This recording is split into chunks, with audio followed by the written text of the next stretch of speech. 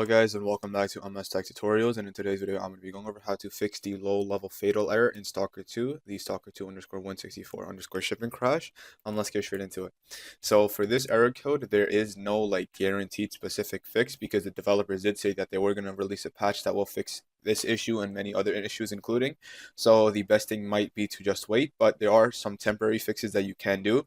So for example, if you have Steam, you can go ahead and open up Steam. You can open up Steam by running it as an administrator as well, but just go ahead and just open up Steam, and then once Steam is open,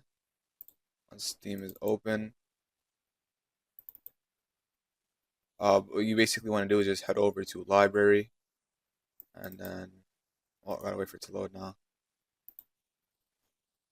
Okay.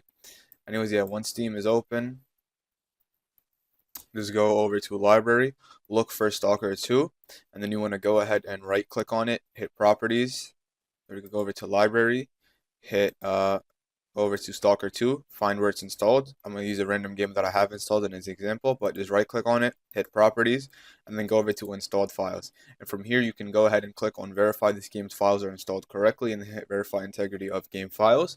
And what this basically does is that if there are any corrupt files, that this will fix that in the game.